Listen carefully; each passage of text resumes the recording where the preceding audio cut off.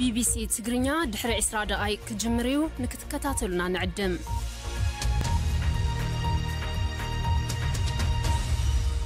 كون سجنتا BBC أفان أوروموتي نولين ترى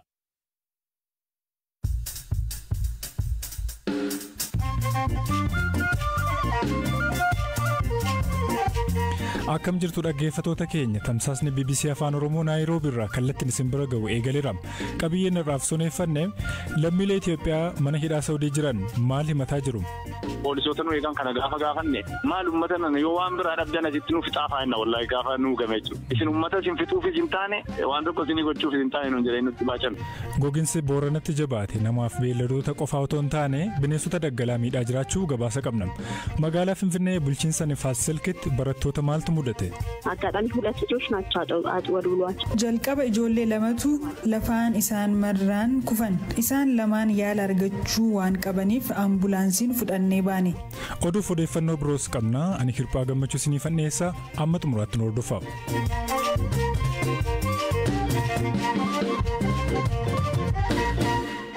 Magaalaa Finfinnee kutaa bulchiinsa Nifaas Silk keessatti barattoonni mana barumsa sadarkaa tokkoffaa Haannaa ciree osoo nyaatanii tasaaf wallalanii kufuun mana yaalaa seenan. Hedduun isaanii yaala argachuudhaan gara maatiitti deeffamaniiru. Itti gaafatamtuun waajjira fayyaa Nifaas Silk Qirsinash Dagguu haala ture akkanattiin BBCtti himaniiru. aggaadhaan hulat ልጆች ናቸው አጥወዱሏቸው የወደቁት jalqaba ijoollee lamatu lafaan isaan marraan kufan isaan lamaan yaala argachuu waan qabaniif ambulaansiin fudhannee baane. Maatiin ijoollee kanneen arguun naasuu uumeera. Mana yaalaa naannicha jirutti akka yaalaman gooneerra. Nyaatni summaa'uu waan agarsiisu hanga ammaatti hin arganne garuu ogeeyyiin qorannoorra jiru. Ijoolleen hunduu amma fayyaa gaarii irratti argamu. Erga yaala argatanii maatii mallatteessifnee gara mana isaaniitti fudhatanii akka galan gooneerra. Yommuu odeeffannoo jiru qorannu ijoolleen nyaaticha hin nyaannes kufaniiru. Warra kufan arganii naasuudhaan kan kufan barattoonni baay'een jiru. Maatiinis odeeffannoo dogoggoraan ijoolleen keenya akkas tahan waan jedhaniif rifaatuun mudateera. Ergasii yaalii erga argatanii fayyaa ta'uu isaanii erga baranii buufata fayyaa galateeffachuun fudhatanii galaniiru. አመስግነው ጤና ተቋማት እናመሰግናለን ብለው አመስግነው ሄደዋል. Aadde Qirsinash nyaannii fi dhugaatiin har'a mana barumsichaatti barattootaaf dhiyaate samuun isaa fudhatamuudhaan qoratamaa jiraachuu himan. አሁን ላይ ሳምፕልም እንዲወሰድ የጠጡትን ነገር amma waan isaan nyaatanis dhuganis samuudasaa fudhannee qorannoon akka gaggeeffamu gooneerra. Amma bu'aa isaa eegaa jirra. Hanga ammaatti buufataalee fayyaa hundatti yaalii kanneen argatan fayyaa gaarii irratti argamu. Maatis tasgabbeessaa turre. Lakkoofsa isaanii ilaalchisee odeeffannoo walitti qabaa jirra. Gara aanolee adda addaattis ergineerra. Hanga ammaatti maatii wajjin kan wal quunnamsiisne gara 500 ol ta'u. Miidhaa guddaan ga'e tokkoyyuu hin jiru. Ijoolleen yoo tokko kufu yookaan ol baasu akkasuma amala fakkeessuu qabu. Garuu amma hunduu nagaadha. Mana barumsicha keessatti nyaata qophaa'u qulqullina isaa qaamni hordofu jira. Kara mana barumsaas karaa waajjira fayyaas ni hordofama. የምግቡን ጥራት አጠቃላይ ሁኔታውን የሚከታተል አካል አለ.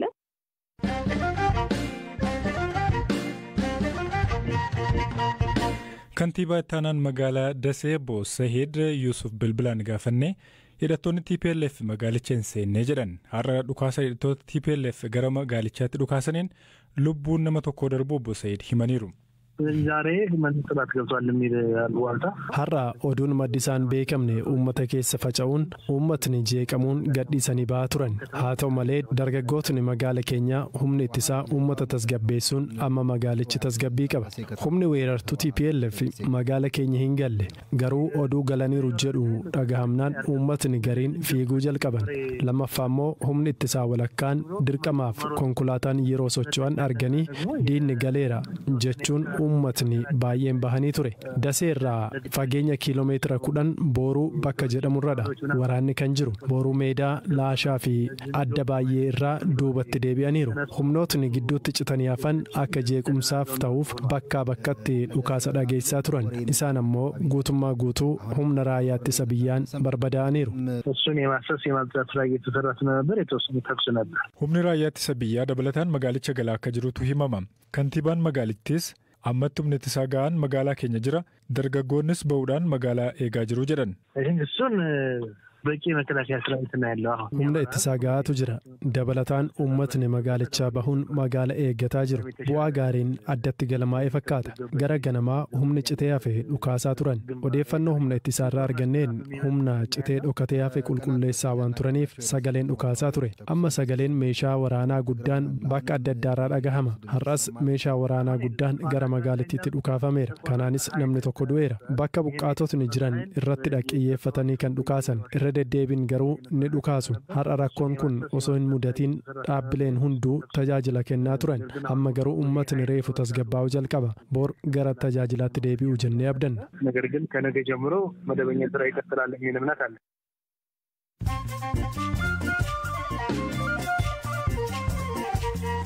amma mooduun gaggabaabsee isinitti hima abbaan alangaa federaalaa finciltoonni TPLF naannolee Amaaraa fi Affaar iddoowwan to'atanitti yoo xiqqaate namoota nagaa 482 ajjeesan jechuun himateen ministeera haqaatti dameen abbaa alangaa fi gareen qorannoo poolisii federaalaa qorannoo yakkaa bu'aa marsaa jalqabaa naannolee Affaarii fi Amaaraatti gaggeessuu ifoomsee jira gartuun qorannoo kun lubbuu namoota darbeen alatti naannolee lamaan keessatti namoonni 165 miidhama qaamaaf saaxilamuun namoonni 109 humnoota TPLF'n gudeedamuu ibsee jira. Poop Francis dhaamsa addatti BBC'f ergame keessatti yaa'ii jijjiirama qilleensaa torban dhufu Glasgow'tti gaggeeffamu irratti deebii bu'a qabeessa akka dhiyeessaniif dureewwan addunyaaf waamicha taasisan. Phaaphaasichi rakkoolee weerara COVID dabalatee dhimmoota jijjiirama qilleensaa fi rakkoolee dinagdee biraa kaasuudhaan murtee cimaan akka fudhatamuuf dureewwan addunyaatiif waamicha dabarsaniiru. Aangawoonni Paalestaan dhagaa xixiqqaa lafarraa hafamee fi addunyaa irratti isa guddaadha jedhame magaalaa Yaarikoo kan bulchiinsa West Bank keessatti ifoomsaniin ijaarsi dhagaa xixiqqaan yookiin moozaayikiin marsaa Ishaam irratti ijaarame deebisanii ijaaruudhaaf waggaa 5 kan fudhatee fi baasii $12 miliyoona 12 fixee jedhamee jira oduun saatii kanaaf qaban isaan kana turan.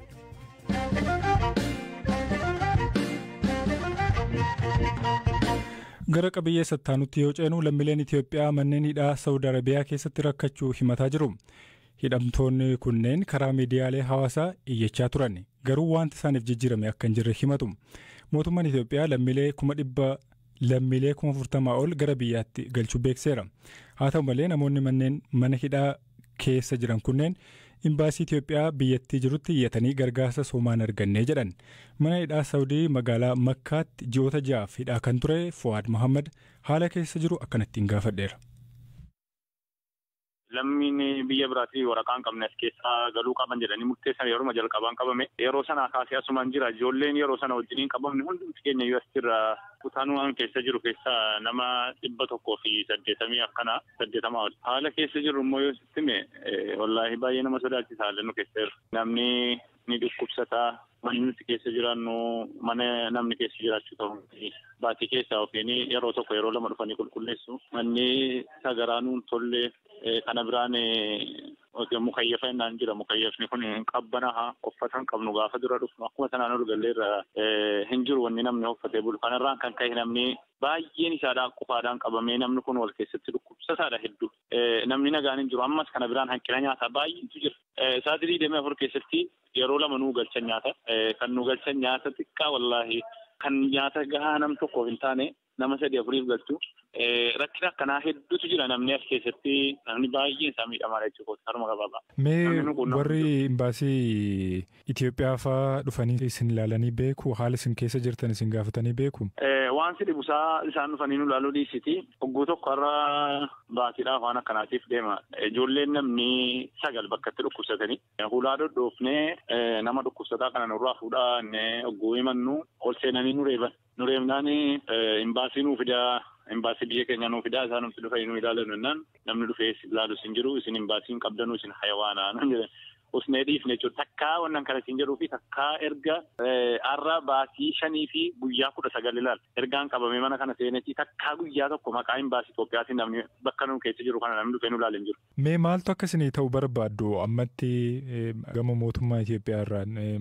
waan kana utuu ilaalchanuu godhee asii nu baasee wallahi amma dhugaa dubbachuudhaaf amma gara booda gara lachittuu waan godhamne yaa rabbi asumatti waan tokko nuuf itti argaa jechuuf dhageenya wallahi dhugaa yoo dubbanne jechuudha. Maaliif yogguu nuti as keessatti yeroo tokko ilmi namaa gaanii nyaatanii dhugaa gaafa dararamnee warra amma poolisoota nu eegan kana gaafa gaafanne maal uummata nana yoo waan biraa dhabdan asitti nuuf xaafaa hinna wallahi gaafa nuu game jechuudha. Isin uummata isin fixuufis hin taane waan tokko isinii gochuufis hin taane nuun jedhee nutti baachan waan si dhibusaa jechuudha. Ammas wanni nu mootummaa keenya irraa eegnu namni asitti dhumu kun lammii isaati maal waan fedhe yoo ta'e seeraan ala biyyaa baanus biyyi nuti itti waamamnu hin jiru biyyuma keenya malee jechuudha. Ammas kan nuti irraa eegnu mootummaa keenya irraa lammii kanaaf adaraa yoo sagalee kana dhaga'e uummata kanaas keessaa akka nu galchuun jedhan.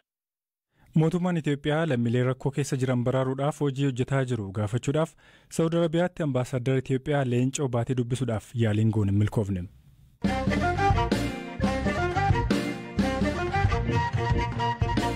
Qabiyyee keenya taanuun paarkii Booranaa keessatti bineensota hedduun sababii gogiinsaan rakkoof saaxilamaa jiru. Keessumaa Goljaan hanqina bishaaniif nyaataaf saaxilamaniiru. Paarkii kiiloomeetira iskuweerii 310 ol bal'atu keessa gosoota simbirrootaa 286 oltu jira. Isaan keessa gosti simbirrootaa 4 godina Booranaa qofaa keessatti kan argamanidha. Leenca, sattawwaa, arba, farree diidaa dabalatee bineensonni hoosiftoonni gosti 46 ol paarkicha keessatti argamu. Habtaamuu Xababuu itti gaafatamaa paarkichaa obbo Nugusee Waataa gaafateera. Bonni kun deddeebi'ee yeroo hedduu akka dhufu akka uumamu hin beekama. Durallee rakkoo chaalenjii akka waliigalaa qabnu keessaa tokko rakkoo dhabamiinsa bishaanii already akka godinaatti waan hin jirreef paarkiin illee godinuma kana keessa waan jiru rakkoo sababa kanaaf asiin durallee bineensa akka miidhamaa turellee achirratti kaasnee turre. Haa ta'u bonni kun aga dhufee bineensa bosonaa waan jiraniif amma keessattuu bineensi bosonaa akka waliigalaatti utuu hin taane keessattuu bineensa akka Goljaa, harreen diidaa adda dureedhaan sababa bishaaniitiin akka miidhaman beekamanii kana wal qabatee amma rakkoo guddoo kan nutti ta'e dubbii eegumsaaf kunuunsa akka godina Booranaa keessattuu ga'ee leencaa kan qaban kanaan durallee dhiyaateera keessattuu kunuunsa irratti eeguu irratti aadaa guddoo kan qabu hawaasa uummata Booranaati. Uummanni kun immoo yeroo ammaa maal keessa akka jiru walumaan beekna isaan iyyuu sababuma kanaan keessattuu gara godina Booranaa gara kaabaa irratti roobni xiqqoon kan jiru garana waan ta'eef garana godaananiiranii sababa kanaan dhiibbaan guddaan already iddoowwan kunuunsaa paarkii kan keessattuu naannoowwan akka muraasa roobni dhaqqabne kanarratti dhiibbaan guddaan akka jiran hin beekamaa. Haa ta'u garuu bineensota akka Goljaa kana keessa akka carraas ta'ee hanga ammaatti onna ta'uu dhabuus huqqinni guguddoon hin mul'ata. Kan nuyi arginu immoo kan du'anii jiraachuu danda'a. Gama harreetiin immoo haga ammaa harreen hin duune dubiitiin qunnamallee hin jiru. Haa ta'u garuu bineensa bosonaa dabaabonaa kanaan akka saaxilaman ofiis hin beekama. Tarii Goljaan kan huqqateen alatti sababa bona kanaatiin kan lubbuun darbe jira. Yeroo bonaa kana Goljaa harreen diidaa gosa lamatu jira. Barseen zebraa ta'ee nuta zebraan isii babadhuu tana isiin immoo almost irra caalaan isii yaabeelloo gara bahaatii fi akkasitti argamti. Haa ta'u garuu saaritee siin jira. Kun immoo gireevii zebraadha. Gireeviin zebraan kun saaritee jira. Sanyiin isaa akkuma East Afrikaatti iyyuu lakkoofsiisaa baay'ee xiqqaadha. Itoophiyaa keessaa bakki immoo poppileeshiniin gahaan jiru paarkii biyyoolessa Booranaa keessaa bilookii saaritee kana. Kanaaf bonnis immoo saaritee irra waan cimu sababa kanaaf saaritee irratti xiyyeeffannee naannoo kanatti hojjechuu jirra. Hanqina qabuun jira.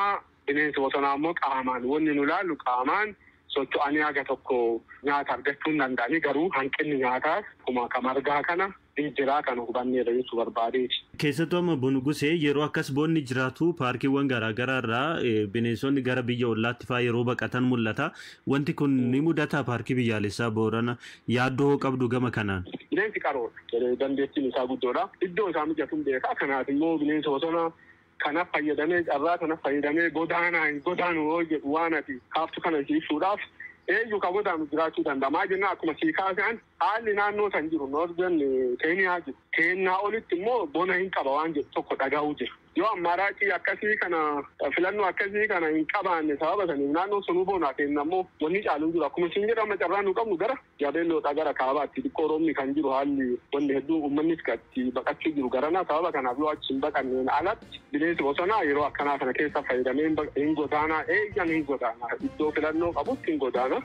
Sagantaa keenya gara goolabuutti finnee jirra. Odeeffannoo dabalataa hedduu marsariitii keenyarraa kan argachuu dandeessanii qopheessaan sagantichaa Zalaalam Taaddasaati hirphaa gammachuu isiniif dhiyeesseera. Oskar Bungaa ogeessa teeknikaa guyyaa har'aati. torban nagaa qabaadhaa iddoo nagaa bulaa.